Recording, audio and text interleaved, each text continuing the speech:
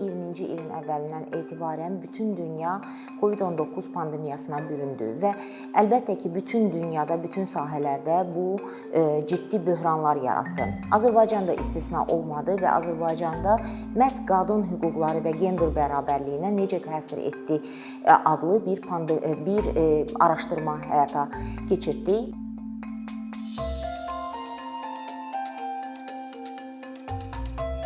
Bu araşdırmanın metodologiyası kifayət qədər rəngarəng oldu. Belə ki, sorğu keçirdik və sorğunun respondentlərini müxtəlif sahələrdən, müxtəlif yaş kateqoriyalarına, işləyən, işləməyən, Bakıya, rayonlara aid olan tələbələr, pensionerlər, müxtəlif sahələr üzrə çalışanlar, fərdi sahibkarlar, iqtisadi, kölgə iqtisadiyyatının nümayəndələri və digər deyək ki, müxtəlif diapazonda qadınları seçdik ki, rəngarəng məlumat ala bilək.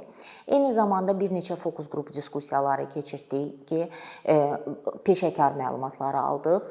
Daha sonra verifikasiya görüşləri keçdik, strukturlaşdırılmış müsahibələr keçdik və hamısından sonra bir yoxlama alətləri ilə, bir sıra yoxlama alətləri ilə bu əldə etdiyimiz məlumatların təhlilindən sonra doğru nəticələr verib-verməyəcəyimizlə bağlı verifikasiya tədbirləri keçirdik. Və bütövlükdə araşdırma təqribi 6 ay ərzində davam etdi. Çətinliklərimiz kifayət qədər idi, çünki bildiyiniz qədərilə Azərbaycanda ümumiyyətlə rəsmi statistika ilə bağlı bir sıxıntı yaşanır. Qadın və kişilərə təsnif olunmuş adi ənənəvi məlumatların belə deyək ki, çatımlıqdan sonra əlavə kateqoriyaların əlavə olunması, bir də onların etibarlılığı hər zaman sual doğuran məsələlərdəndir. Covid yetərincə uzun müddətli olmadığı üçün bizim araşdırma zamanında bir qədər deyək ki, məlumatın ümumiyyətlə qıtlığını yaşadıq. Yəni təhlillər yox idi, hesabatlar yox idi, məqalələr çox az bir miqdarda idi. Dünya ölkələri artıq bu mövzuda çalışmağa başlamışdı. Bizsə hələ mənbələrlə ələşirdik. Amma buna rəğmən və çətin bir dövrə düşdük. Həm də 44 günlük müharibə dövrünə təsadüf elədik. Yəni bir qədər də internetdən məhrum edilmə bir vaxt idi ki, bir qədər də onun sıxıntısını yaşadıq. Amma buna rəğmən hesab edirəm ki, kifayət qədər əhatəli bir araşdırma oldu və bu araşdırmanın nəticələrini böyük məmnuniyyətlə bir qismini sizə çatdırmaq istəyirəm. Mən nümunələr olaraq Azərbaycan dilində olan hesabatın nümunələrindən gətirmişəm və həm hesabat, həm infoqrafik lifletdə siz görəcəksiniz ki, biz 7 kateqoriyaya sistemləşdirmişik bütün tapıntılarımızı. Tapıntılar nədən ibarətdir? Azərbaycan qadınının vəziyyətinə, hüquqlarına, onsuz da müəyyən qədər sıxıntılı olan vəziyyətinə bir qədər də böhran qatdı COVID-19 pandemiyası. İlk öncə hüquqlardan, ümumi hüquqlardan danışım. Hüquq belədir ki, Azərbaycan qadının hüquqları zaten kifayət qədər sıxılmış vəziyyətdədir. Hər zaman məndən soruşurlar, bu yalnız Covid vaxtı bir böhran yaşandı mı? Normal vaxtda bu necə idi müqayisəli?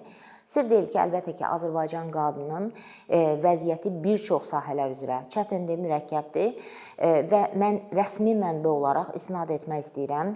Azərbaycanın son baxışı, BMT-nin SİDO komitəsində 2015-ci ilin fevral ayının 18-də baş veribdir ki, onun nəticəsi olaraq BMT-nin SİDO komitəsi Azərbaycana 4 illik plan üzrə 17 sahədə 74 tövsiyə vermişdi. Və bu bütün sahələri əhatə edirdi. Burada həm təhsil, həm səhiyyə, kənd təsərrüfatı, məşğulluq, qadınların deyək ki, rifahı ilə bağlı olan inkişafı ilə, təşkilatlanması ilə, nümayəndəlik hüququ ilə və s. Yəni bütün böyük bir diapazon hüquqlardır və 74 tövsiyə nümunə üçün deyim, digər ölkələrə rəğmən nisbətdə kifayət qədər böyük bir rəqəmdir və Azərbaycan 95-ci ildən etibarən SİDO konvensiyasına qoşulub və bu tipli deyək ki, 4 ildən bir hesabatlar hər dəfə verilir, amma ən sonuncu tövsiyələr paketi indiyənə qədər Azərbaycan üçün verilən ən böyük rəqəmdə olan tövsiyələr idi ki, bu da onu isbat edir ki, Azərbaycan qadınlarının hüquqları istər siyasi, istər iqtisadi, sosial, mədəni sahələrində qənaətbəxş deyil. Biz bunu zaten gündəlik həyatımızda görürük və gəlin ümumi mühitə baxaq. Covid nəyi dəyişdi? Covid bunu dəyişdi ki, Azərbaycan qadını əgər hər hansı bir zorakılığa və yaxud hüquq pozuntusuna məruz qalardısa, normal vaxtlarda qadının müraciət edəcəyi yerlər vardı. Bu hökumət nümayəndələrinin deyək ki, müəyyən qapıları idi. Məsəl üçün qadın hüquqları ilə məşğul olan bizim misalımızda bu Ailə, Qadın və Uşaq Problemləri üzrə Dövlət Komitəsidir. Deyək ki, ombudsman aparatı var idi, qeyri-hökumət təşkilatları var idi, fərdi hüquqşünaslar var idi. Normalda bu, indi o ikinci məsələdir ki, nə dərəcədə onlar faydalı ola bilirlər, nə dərəcədə oradan yardım ala bilirlər, amma ən azından bu qapılar mövcud idi. Covid onu dəyişdi ki, Azərbaycan qadını demək olar ki, bu imkanlardan məhrum oldu. Yəni, hüquqi yardım alma imkanlarından məhdud oldu. Çünki 2 illik deməli bu Covid dövründə bütövlükdə 4 aydan yuxarı müddəti sərt karantin rejiminin ən sərt dövrü idi. Yəni 2 saatlıq ya 3 saatlıq SMS icazəsi ilə insanlar ən əsas ehtiyaclarını ödəyə bilən bir dövr var idi. Bu ardıcıl olmadı, 3 dəfədən ibarət oldu, cəmi 4 aydan yuxarı oldu. Və bu müddətdə 4 ay ərzində toplamda qadın hüquqları ilə məşğul olan təşkilatlar və fərdlər icazə verilmiş peşə sahələrinə aid olmadıqlarından həmin qadınlar müraciət etməyə yer tapmadılar. Yəni, bizim təşkilat da daxil olmaqla, deyək ki, əgər hər hansı bir hüququ pozulmuş insanlar müraciət edə bilərdirsə, sadəcə ofisimiz qapalı vəziyyətdə bizə çatmaq üçün telefon zənglərinə və yaxud digər vasitə ilə gərək əlaqə saxlamalıdırlar. Amma fiziki olaraq bizim çatımlığımız yox idi və fiziki olaraq bizim də onlara getmə imkanımız yox idi. Yəni, onların hansısa bir böhran vəziyyətində çatmağa imkanımız yox idi. Üstəlik olaraq bilirsiniz ki, qadın hüquqlarına, yəni deyirəm, bilavasitə aid olan qurum Ailə Qadın Komitəsi də ilk karantinin 40 günündə təqribi bir 50-dən yuxarı dövlət müəssisəsi var idi ki, ümumiyyətlə qapadılmışdı və onlayn rejimə keçmişdi. Xatırlayırsınızsa, lap başlanğıcda belə bir tədbir var idi və təəssüf ki, Qadın Komitəsi, hansı ki, dövlət müəssisələri arasında yeganə qadınlara bilavasitə üz açan və məsələsi ilə məşğul olan bir təşkilatdır. O da 40 günlük bir karantinə keçməli oldu və sözsüz ki, onlar da müəyyən iş rejimlərini onlayn formatda qurmağa çalışdılar, amma bu yetərli deyil. Yəni, Azərbaycan qadının ki, normal dövrdə belə, böhrandan kənar dövrdə belə sosial xidmətlər alma imkanları çox məhduddur. Siyasi vəziyyəti ilə bağlı, zorakılığa məruz qaldığı vəziyyətlə bağlı, sığınacaqlarımız demək olar ki, yox dərəcədədir. 3 dənə çox balaca kapasitesi olan sığınacaqlarımız var. Xüsusi xidmətləri yoxdur, qaynar xətləri yoxdur. Bu olan halda üstəlik bir də böhran gəlsin, bir də o az sayda xidmət göstərən təşkilatların da faktiki olaraq çatımlı olmamaları bütövlükdə Azərbaycan cəmiyyətinin qadın qismini əgər risk qrupuna daxil edirsə, bir qədər də riska məhkum elədi və faktiki olaraq o qapanma dövründə əgər qadın zorakılığa məruz qalırdısa, əsasən də fiziki və cinsi zorakılıqdan gedir, o qapanma dövründə həmin o zoraki insandan eyni mühitdə uzun müddət qalmağa məcbur oldu, məhkum oldu. Hətta elə bir situasiyalar var idi ki, xatırlayırsınızsa, SMS belə dərhal icazəsi gəlmirdi. Bir 15 dəqiqədən sonra, bu ikinci dəfəsinə tətbiq olundu, 15 dəqiqədən sonra gəlməli idi və xüsusi deyək ki, belə bir mexanizm yaradılmadı ki, qadın əgər belə bir situasiyaya düşsə, o icazə olmadan da çıxsa, cəriməyə məhkum olmayacaq. Yəni, bu kimi alətlər mütləq işə salınmalı idi və onlara şamil olunmamalı idi bu qədər sərt məqamlar.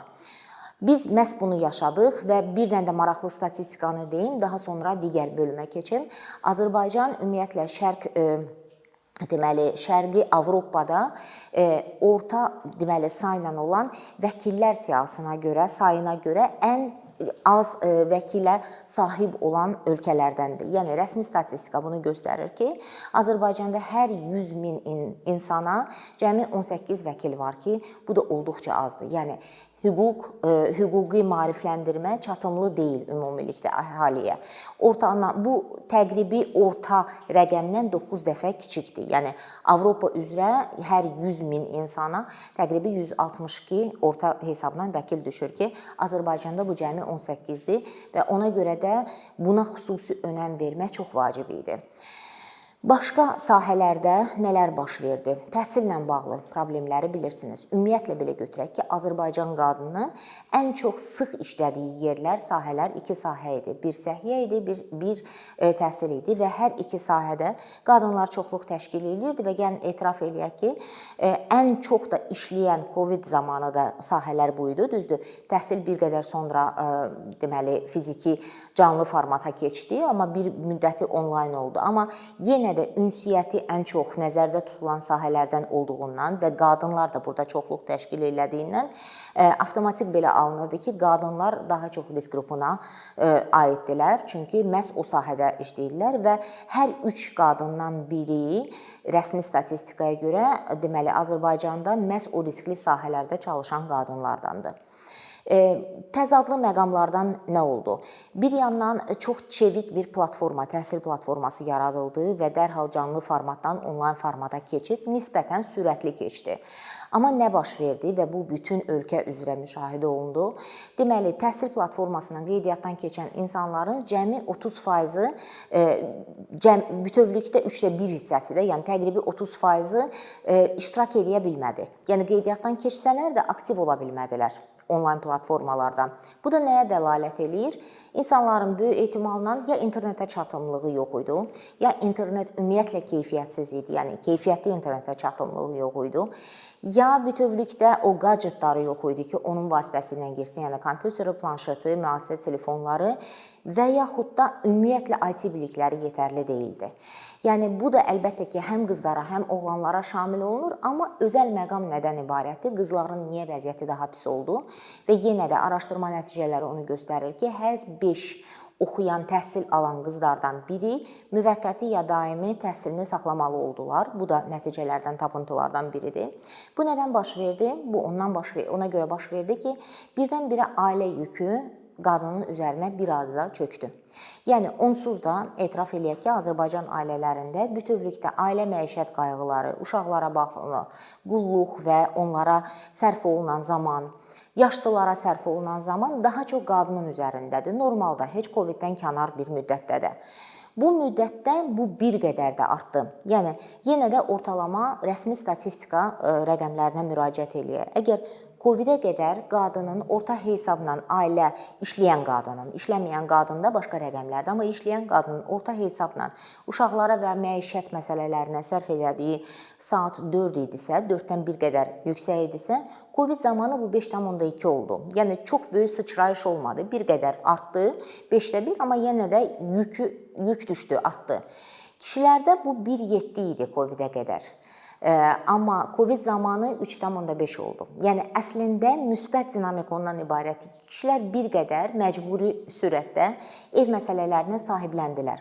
Amma araşdırma nəticələrinin digər bir tərəfi, əgər kəmiyyəti yox, keyfiyyətə baxarıqsa, nəyi göstərdi? Qadınların üzərində yenə də ailəyə aid olan ən əsas ağır işlər üzərində qaldı. Yəni, xörək bişirməklə, ev yığışdırmaqla bağlı, deyək ki, qab yumaq, paltar ütüləmək, bu ənənəvi bütün bu paket olduğu qədər qadının üzərində qaldı. Üstəlik, uşaqla bağlı olanda həcm yuxarı-aşağı eyni qaldı. Kişilərdə fərq bir dənə onda oldu ki, deməli, bazarlıq işləri artdı və uşaqla keçirilən vaxt artdı. Və bu da müşahidə edənlərin deməli və öz üzərində bunu keçirənlərin rəylərinə görə əslində əvvəlində pandemiyanın müsbət bir irəliləyiş kimi qiymətləndirildi. Çünki adətən bizim kişi xeylaqlarımız uşaqlarla yetərincə çox vaxt sərf eləmədiklərindən, yəni əvvəl ailələr buna normal münasibət bəslədilər, amma təəssüf ki, yenə də ailə məişət qayğılarının bərabər və yaxud da deyək ki, hansısa bir məişət səviyyəsində bölgüsündən söhbət getmirdi. Bu pandemiya dövründə qadının üzərinə yük çökdü, artdı. Məhz bu səbəbdən də qadınlar çatdırmadıqlarına görə, çünki onlayn formata keçə bilən işlərdə gündüz vaxtlarına ehtiyac var ki, qadın gərək onlayna çatımlı olsun, amma ev işləri də üzərində olduğu halda əlbəttə ki, bunu eləyə bilmir. Deməli, onun seçimi nə olur? Əgər tədrisdirsə və onun dəyişə bilmirsə zamanını, o tədrisi atmalı olur və yaxud da saxlamalı olur, akademik bir məzuniyyət götürməli olur. İşdirsə, iş saatlarını azaltmalı olur və ya ümumiyyətlə imtina etməli olur. Və qadının çevikliyin olmaması məhz işə götürənlər üçün yaxşı bir bəhanə oldu, yaxşı bir istinad nöqtəsi oldu ki, ixtisara salanda qadınları daha çox ixtisara salmağa meyilli oldular. Çünki kişilər onlayn formata keçiddə əgər belə iş imkanı var idisə, onlarda normalda ailəyə aid olan hissələr, məsuliyyətlər onları nə təhsildən, nə işdən uzaqlaşdırmırdı. Çünki işin əsas həcmi yenə də qadının üzərində idi. Bax, belə bir müqayisəli təhlilin nəticəsi onu göstərir ki, qadınlar istər təhsil sahəsində, istərsə də biz keçid aldıq məşğulluğa, məşğulluqda da əsas zərbə alan tərəflərdən biri oldu. Bir halda ki, məşğulluqdan danışdıq, daha bir neçə nümunəni deyim. Deməli, araşdırma nəticələrinə görə təqribi 47% qadınların, deməli, bu ya və digər şəkildə məşğulluqla bağlı mənfi bir tendensiyaya şahid oldular və yaxud da üzərində onu çəkdilər. Belə ki, ya işləri tamamilə azaldı, saatları azaldı, ya da tamamilə məhrum oldular. Gəlirləri azaldı birmənalı olaraq. Bəzi işə götürənlər həm də fürsətçilik edirdilər ki, gəlib getmək, məsəl üçün, iştirakçılardan belə rəylər oldu ki, tutalım, əgər mən 9-dan 5-ə qədər işləyirdimsə, normal vaxtında, pandemiya müddətində onlayn olsun deyənə və güya çeviklik var deyənə, əslində işin qutarma vaxtı bəlli deyildi. 8-də də, 9-da da qutardığımız və yaxud da çatımlılıq üçün bir məsuliyyətimiz var idi ki, bu da bizi elə bil bütün gün ərzində işləmək modunda saxlayırdı. Üstəlik, maaşların azalması müşahidə olundu. Bununla paralel gedən proses. Bəhanə də o idi ki, onsuz da nəqliyyata pul xərcləmirsiniz. Deyək ki, evdə qaldığınız üçün əlavə nahar fasiləsinə və s. olan xərcləriniz ixtisara salınıbdır. Ona görə biz də əziyyət çəkirik və biz də məcburuq nəyisə ixtisar eləyək və belə rəylər, belə hallar oldu təəssüf ki. Bu da sözsüz ki, fürsətçilikdən istifadə olunaraq, yəni ona istinad eləyə bilərik bu. Çünki əslində əmək hüquqlarına tam zidd olan bir vəziyyətdir. Özəl qadınlarla bağlı olan nə idi? Bundan əvvəl dediyim məsələ əslində həm kişilərə, həm qadınlara aiddir. Sadəcə qadınların çeviklik imkanı bir qədər məhdud olduğundan onlar əksər vaxtı daha ağır şərtlərə razı olmaq məcburiyyətindədirlər. Amma qadınlarla bağlı özəl daha bir, yəni bu kişilərə qismən az şamil olundu. Azərbaycanda rəsmi statistikaya görə iqtisadiyyatın 54%-i məhz kölgə iqtisadiyyatına təsadüf edir. Və kölgə iqtisadiyyatının da böyük hissəsi bilirsiniz ki, qadınlardan ibarətdir. Yəni, kölgə iqtisadiyyatı nədir? Əslində, müqaviləsiz və yaxud da bəzən müqavilə ilə, amma çox da təminatlı olmayan sahələr, xidmət sahələri. Bu, həm deyək ki, xadimələr, ofisiantlar, bərbərlik salonunda işləyənlər və s. Yəni, bu sahəyə aid olan insanların ümumiyyətlə sosial təminatı demək olar ki, olmadı. Çünki həmin məkanlar, müəssisələr qapandıqda onların da əksəriyyətinin müqavilələri olmadığında onların heç bir əmək hüquqları qorunmadı və onlar heç bir təzminat və s. deyək ki, kompensasiya ala bilmədilər. Onların çevikliyi daha çətin oldu. Çünki qeyri-rəsmi iş olduqlarından, yəni alternativ tapma imkanları da çox məhdud idi. Düzdür, bir qədər sonra deyək ki, evə getməklər oldu və s. Amma sərt karantin rejimdə onlar birmənalı olaraq gəlirlərindən məhrum oldular.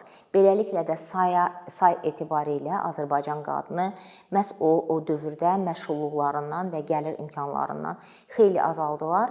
Kredit araşdırma nəticələri bir də onu göstərir ki, kredit hətta vermə imkanları olmadı, cərimələr çoxlu yığıldı və bizə məruz edilən кейslərin də bir böyük qismi həm də məsəl üçün lombardlara müəyyən o zinət əşyalarını verib və müvəqqəti olaraq o vəziyyətdən çıxmaq məcburiyyətində olduqlarını söylədilər. Sosial dəstəyə gəlincə, əlbəttə ki, sosial dəstək göz qarşısında təşkil olundu. Azərbaycan, deməli, dünya ölkələri üzrə cəmi ümumi daxili məhsulun 2,1%-ni ümumilikdə sosial dəstək paketinə sərf edən ölkələrdən oldu. Bu da reytinqa görə ən aşağı yerlərə gətirir, Azərbaycanı çıxardır. Çünki çox kiçik bir məbləğ verildi və çox dayanıqlı olmadı. Yəni, cəmi 2 dəfə verildi, bir dəfəmlik yardım kimi. Onun təşkil olunması olmasında ciddi qüsurlar var idi, bilirsiniz.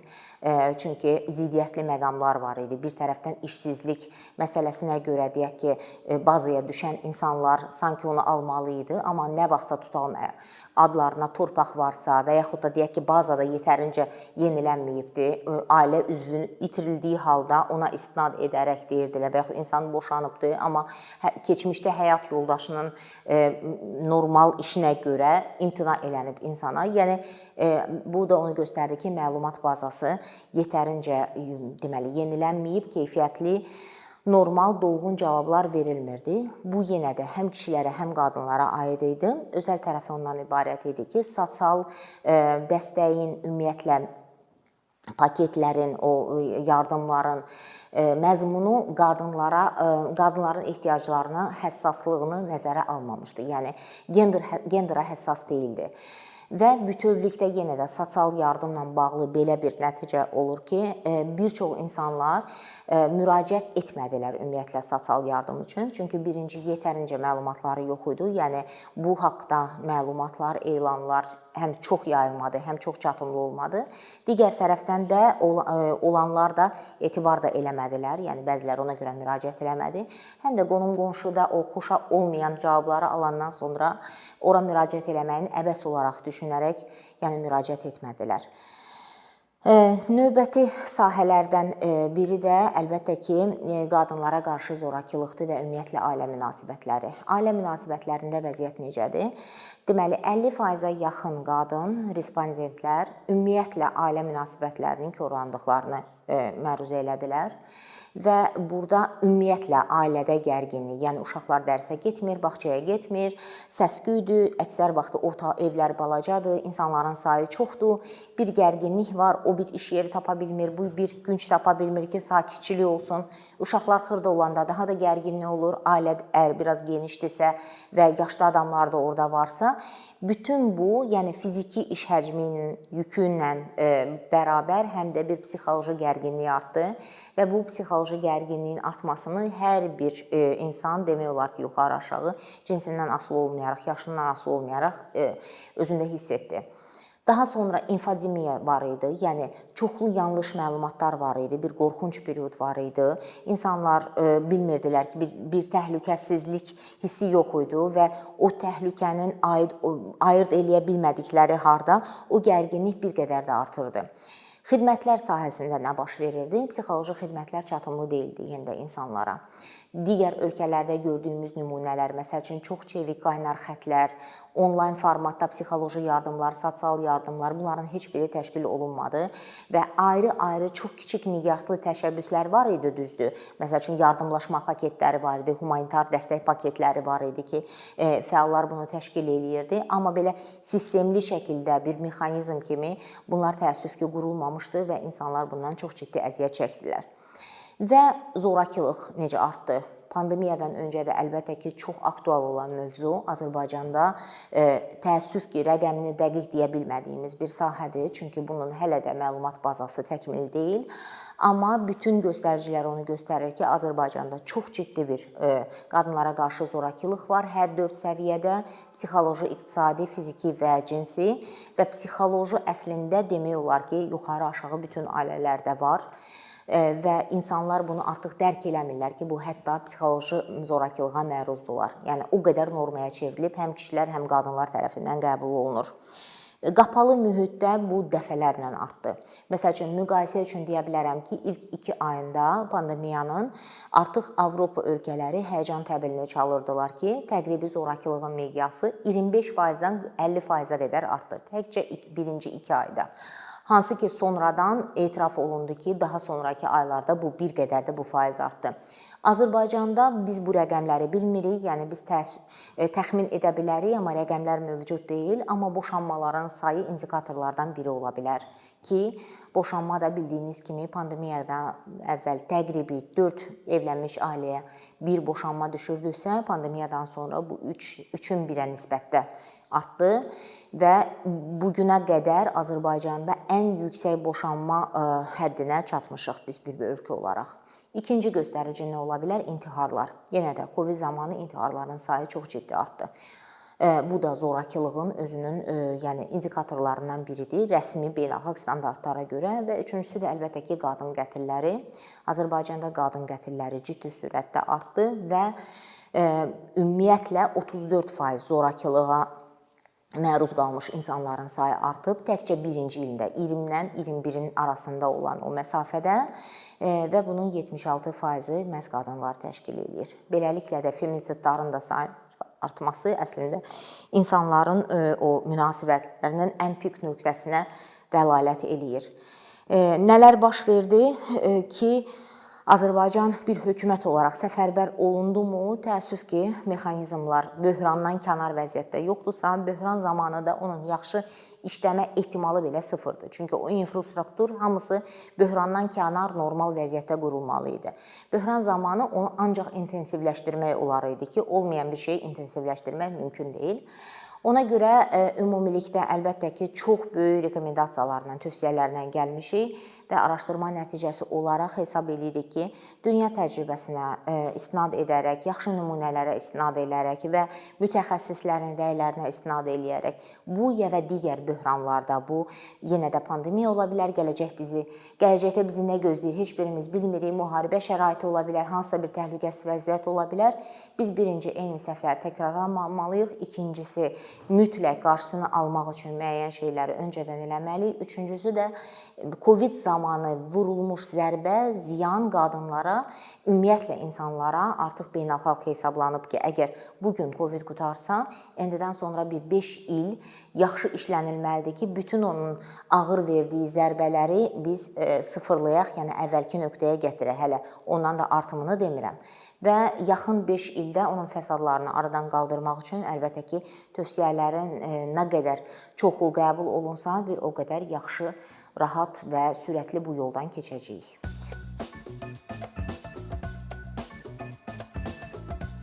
Bir neçə ildir ki, əkinçi olaraq Azərbaycanlı izləyicilərin hər zaman faydalana biləcəyi, keyfiyyətli və ən əsas ödənişsiz kontent hazırlamağa çalışırıq. İndiyədək təqdim etdiyimiz onlarla animasiya və yüzlərlə çəkilişlər tələbələrin, mütəxəssislərin, müəllimlərin və ümumiyyətlə yeni mövzulardan xəbərdar olmaq istəyən çox sayda insanın marağına səbəb olub.